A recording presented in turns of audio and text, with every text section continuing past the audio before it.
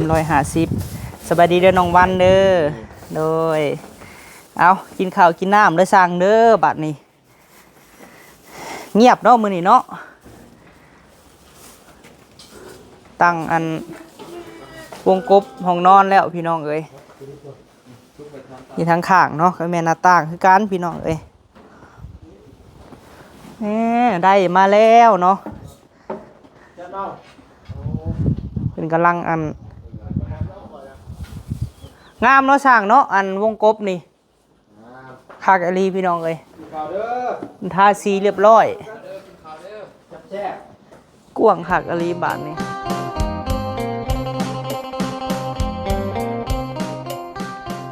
กราบสบายดีพ่อแม่พี่น้องเบิดสุขุสุคนได้พี่น้องเด้อเนาะ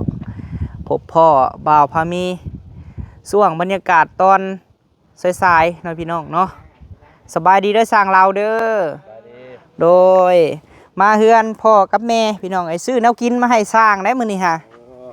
โดยแม่นเบิดเลยนี่ก็แม่นบ่M150ขอบใจเด้อโดยลาบซีนลาบไข่ลาบห่านดังผู้ได้ฮะอ้าวท่านอะไรกินข้าวมันบ่ทุบจอดอ้าวได้บ่ทั้งลาบทั้งM100มาให้สร้างพี่น้องเอ้ยเนาะมีแต่น้องเมียบ่มีน้องงัวป้าเนาะแล้วมันบ่อ้ายทางในนี่ฮะยังแต่ปรับหน้าดินข้างพี่น้องเอ้ยเพราะว่าเพิ่นเปลี่ยนบ่อใหม่โอ้โหคักเนาะยังแต่ทางหลังพี่แหละ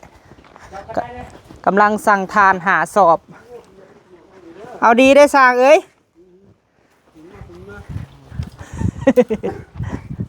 ทับมาในวันทองขึ้นมาเปิดกันนั่งยืนให้กำลังใจขึ้นได้บ่มาโธ่โอ้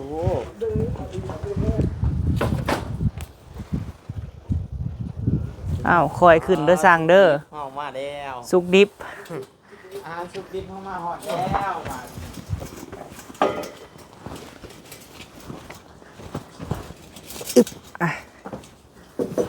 ขึ้นก่อนโธ่โธ่สบายดีเด้อสั่งร้อยเด้อโดย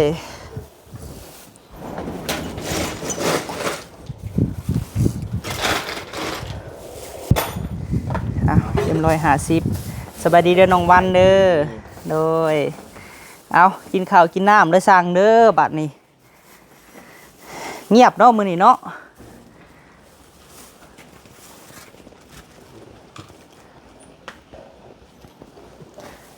โอ้แน่นอลีพนักนี่เนาะป้าเพิ่นเดี๋ยวไปเลาะเบิ่งก่อนสั่งเอ้ยโอ้โธ่ตั้งอันวงกบห้องนอนแล้วพี่น้องเอ้ยคักปัญญังบาทนี่คักเนาะเอาขึ้นมือใดนี่อ้ายอ๋อเหลือบมาบเนาะหัวบนนอนหน้าต่าง2งามอีหลีพี่น้องเอ้ย2ห้องนอนทั้งทึงนี่ก็ใส่หน้าต่าง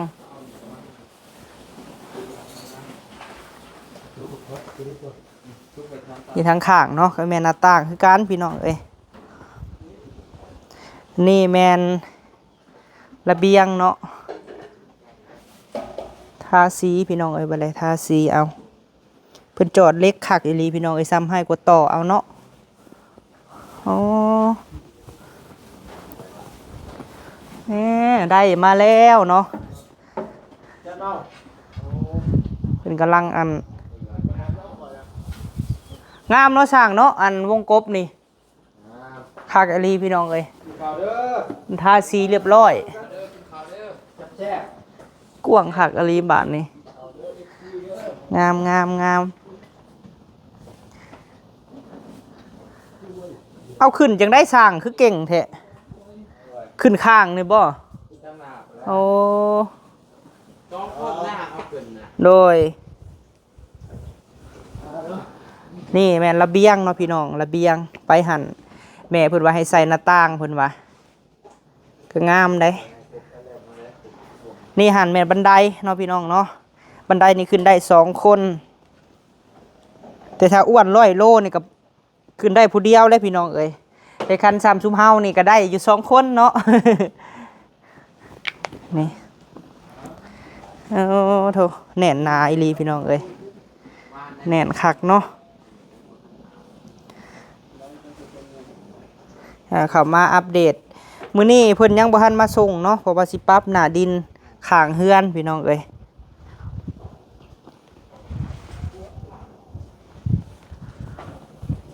สร้างเพิ่นบ่เอาหยังเพิ่มบ่มื้อนี้เนาะ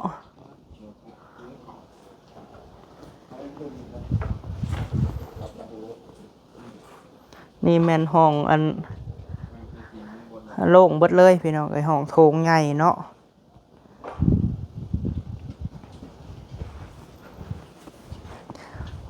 งามเนาะสร้างลาวเนาะไม้พนักข้างนี่เนาะงามอีหลีเห็นบรรยากาศงามงามแซ่บอยู่บ่วันทองกินกินกินมีสุกดิบบ่วันทองว่ะอาหารทุกดิบบ่กินฮอดน้องวงบ่กินหยังเด้น้องวงอยู่เตาถ่านเนาะมื้อนี้เนาะแซ่บบ่คนหน้าเรา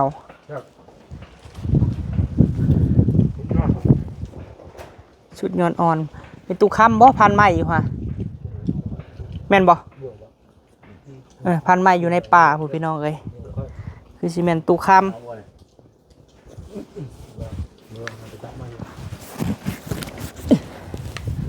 เอาเบิ่งสร้างกินข้าวได้บ้านนี้มาบ่แม่นข้าวบุกเบิกของมันหักเด้อบ่แกงเด้อจองไว้เลยเด้อวันทองค่อยว่าเข้าบุกเบิกมาหนีได้เขาว่าเนาะต้องโค้งมานี่บ่ยักโค้งมาหนีบ่สิได้จองแล้วนี่แม่เพิ่นแฮงอยากได้อยู่ ขวบไปนี่เลยได้วันทองเอ้ยต่อไปนี่เลยค่อยสงสัยอยู่สิถามเซาแลมอยู่เพราะว่าใกล้เฮือนลาวรถจกค่ะเขายันเขาดุดมาพี่ได้ตอนนี้ฮะได้ยินเสียงรถเนาะไปตู้เพิ่นบ่ได้ไปเตาถ่านมื้อนี้พี่น้องเพิ่นอันมาอันตัดไม้อยู่พี่ให้สร้างเพิ่นมื้อนี้หันสิแอมมื้อนี้บ่สร้าง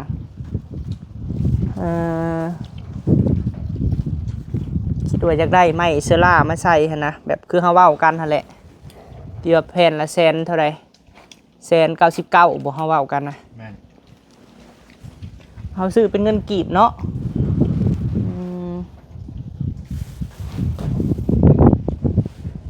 ว่าสิหาสร้างลอยแล้วใส่โทรทัศน์ให้ตู้คำมาใส่ได้อยู่บ่สั่งลอยได้เนาะเพิ่นมีจานบ่วันทองจานมีอยู่บ่จานบ่ฮู้คือกันคือสิมีล่ะว่าเนาะเป็นสูตรเพราะว่าข่อยก็บ่ได้เบิ่งมื้อนั้นฮะเพิ่นเอามามื้อ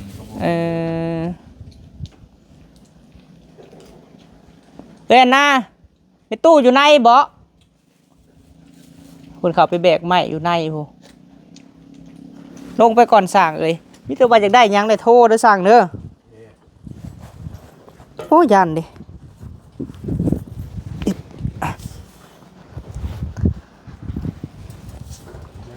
คิดว่าเพิ่นสิสั่งให้สั่งอนามาสันดอกเพราะว่าก็เลยฟ้าวมาเนี่ยให้สั่งเพิ่นว่าบ่ได้จังสั่งพี่น้องเอ้ย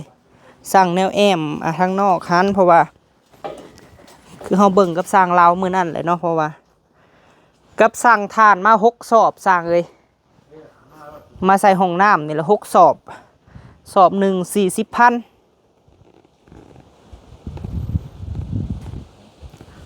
มาใส่ห้องน้ำเนาะพ ราะว่าบ้านนี่เพิ่นก็มาปรับหน้าเอ้าเกิดไปอยู่เทิงบาทนี่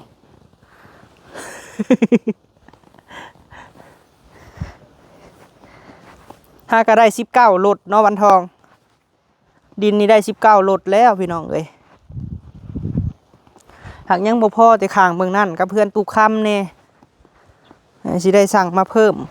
เพราะว่าเพิ่นเปลี่ยนบ่อใหม่พี่น้องเอ้ยได้ซื้อแนวอยู่แนวกินมาให้ทางสร้างเพิ่นเนาะทางสร้างรถมาเฮ็ดเฮือนบ่าวพอมีเพิ่นก็หยุดงานพี่น้องเอ้ยเพิ่นไปงานดองเนาะพุ่นแหละมื้อหน้าพุ่นแหละเพิ่นจังสิมาเฮาก็มาอัปเดตเฮือนให้พ่อกับแม่เบิ่งพี่น้องเอ้ยมาเบิ่งคือเก่าเด้อเนาะเพราะว่าเฮาก็รับภารกิจเบิ่งเฮือนซานพ่อกับแม่เนาะเบิ่งหันเบิ่งนี่ให้เพิ่นอันใดที่ว่าขาดเรือพี่น้องเอ้ยก็พ่อแม่เพิ่นบอกอีหยังเฮาก็ซื้อมาให้สร้างเพิ่นเนาะแนวอยู่แนวกินเฮาก็ซื้อมาให้แต่ยังข้างเบิ่งนี้เนาะข้างเบิ่งนี้แหละเพราะว่าสิให้ปรับให้มันเสมอกันเลยแต่ของตุกคำบ่ก็ยังลุบอยู่พี่น้องเอ้ยเฮือนเนาะ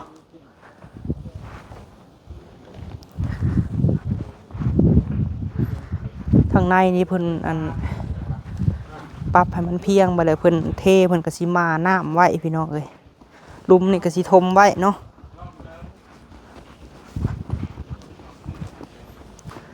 อ๋อแม่ตู้อยู่ในบ่เนาะคือมีสมอยแฮะ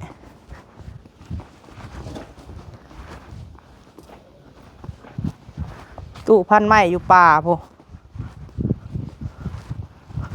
ว้าโธ่สองแม่ลูกนี่ตัดไม้เด้นี่เห็นเนาะ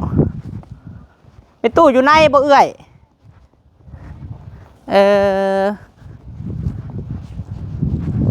ตู้คำตัดไม้อยู่ในพี่น้องเอ้ยเพิ่นแบกไม้ออกมาอันเฮ็ดทานพี่มาตัดสองแม่ลูกอยู่ในพุ่นเนาะสิเลิกอีหลีเบิ่งทรงเนาะเฮาสิบ่เข้าไปนำเพิ่นดอกพี่น้องเอ้ยเอาเนาะมาอัปเดตเบิ่งพี่น้องเอ้ยนี่แหละวิถีชีวิตเป็นตู้ค่ำเนาะหลังจากก็ขึ้นเฮือนขึ้นศาลแล้วเพิ่นก็เฮ็ดทานคือเก่าเด้อเนาะป้าลุงเอ้ยเนาะบ่เฮ็ดก็บ่ได้กินพี่น้องเอ้ยมาเฮ็ดทานคือเก่าเพิ่นซื้อข้าวมาบ่คือเห็นข้าวประมาณ3โลนี่แหละพี่น้องเอ้ยเนาะคือสิแม่นซื้อข้าวมาบ่หรือว่าจังใดเพราะว่าเห็นข้าวมันมีประมาณ3โลเพิ่นบ่มีข้าวกินบ่หรือว่าจังใดหลังจากก็ว่าแม่บิ้งพอเผ็ดเนาะเพิ่นซอยมีเงินมีซานแล้วพี่น้องเอ้ยทุกคำเราก็เฮ็ดหาวิถีชีวิตของเราคือเก่าเฮ็ดทานเนาะมาตัดไม้แล้วก็ไปจูดอยู่พุ่นแล้วก็กลางคืนมาก็มานอนพี่น้องเอ้ยคันบ่เฮ็ดก็บ่ได้กินเราก็ได้เอาสิว่าจังใดเนาะโอ้ทางดองแรมพี่น้องเอ้ยสบายดีเด้อน้องแหละน้องแรมอ่ะแรมตัวนะใครอย่าตัวคอยดอกเน้นนี่บ่ได้นะสบายดีจะตัวคอยสบายดีแรมเพิ่นก็เฮ็ดหยอกเพิ่นได้หั่นเนาะไปซะเฮากะออกได้บาทนี่ไปมากับดองแรมพี่น้องเอ้ยได้กินแซ่บแล้วสั่งนี่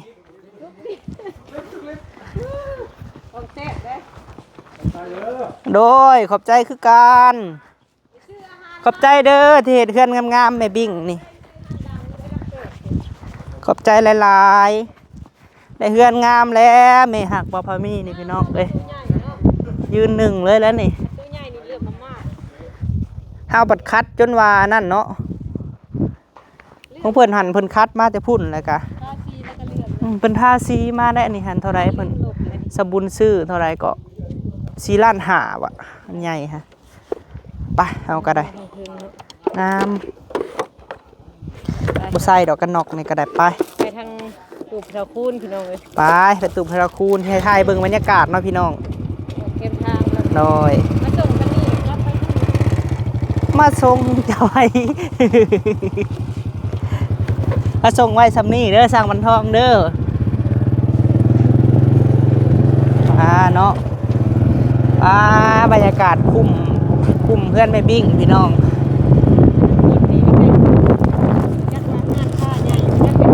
เด้อน่ะเพื่อนเพิ่นอยู่ต่างประเทศผู้ใดกำแพงยาวๆค่ะอยู่ USA พี่น้องเอ้ย อันนี้ก็เจ้าของที่นี่คือเป็นยักษ์ ป้าเจ้าของศูนย์ความงามได้นี่ฮะเนี่ยมันจะเปิดศูนย์ความงามอยู่ทางนี่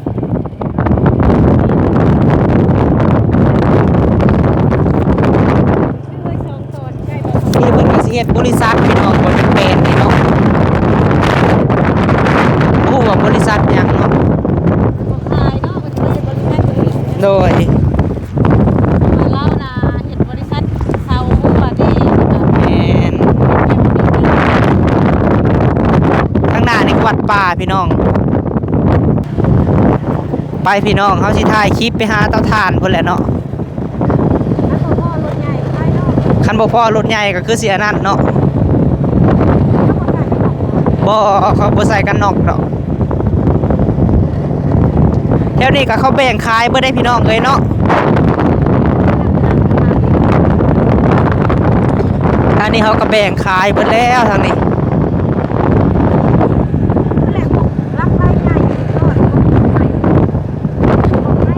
มันก็บ่ไกลพี่น้องจากเฮือนใหม่ไปเตาถ่านเนาะ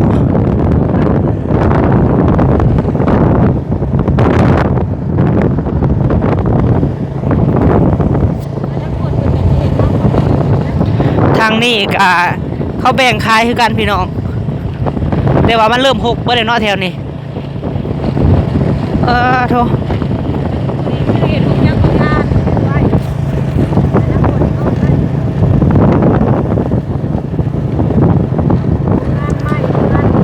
พี่สิมานี่คือสิได้ทางอยู่พี่น้องทางยางเนาะ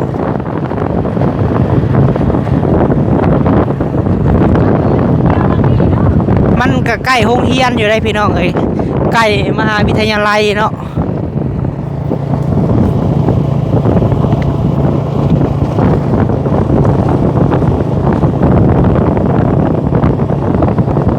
นะครับรถระวังแต่มาคิน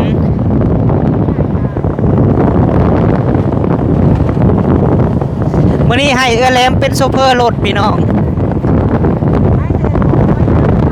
มื้อนี้ใครแต่ว่าลูกเพิ่นบ่ไปนำ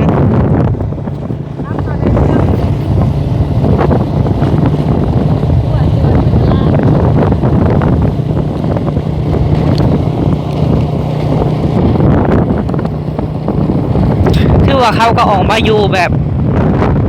ใส่ทางเนาะซอแหลมจนสุดเลยได้พี่น้องเอ้ย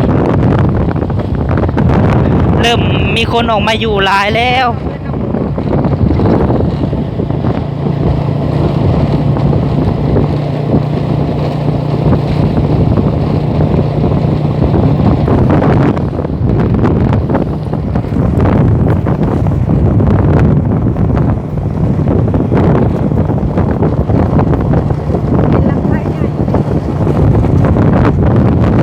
เดี๋ยวก็สิถ่ายจากดินจัดสรรเฮามาเลยพี่น้อง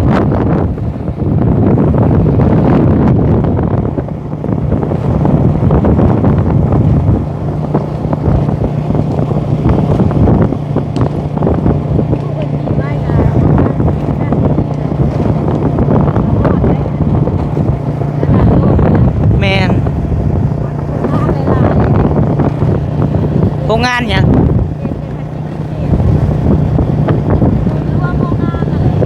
มันก็บ่เฮิงเนาะเพราะว่าเขาถ่ายคลิปก็ยังบ่ได้ล้านนาทีอยู่พี่น้องฮอดบ่10นาทีบ่ฮอดนะประมาณ5นาทีนี่แหละเนาะ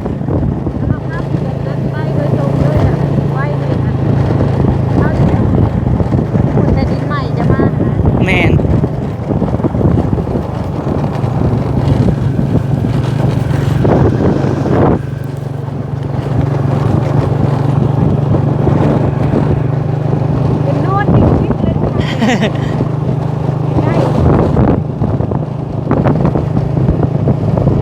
สิฮอดแล้วพี่น้องเอ้ย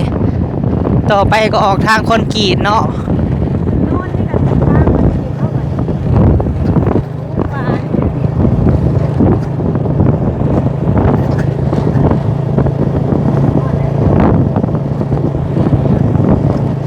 ฮอดคุ้มนี่แหละแม่นโลแหละคุ้มเตาถ่านเนาะนี่พี่น้องฮอดแล้ว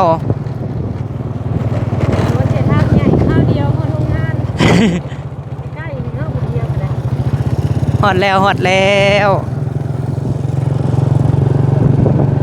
เฮือนบ่จำมั่มประตูคูนเข้ามานี่กันเนาะ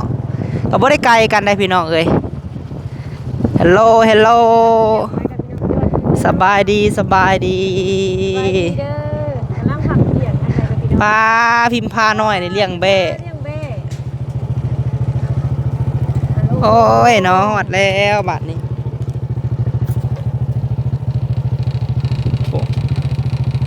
ปลา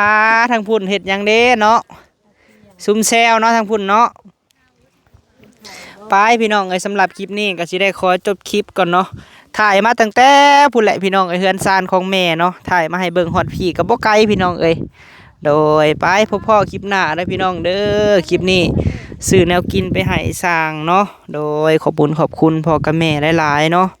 ไปพบพ่อคลิปหน้าพี่น้องสบายดี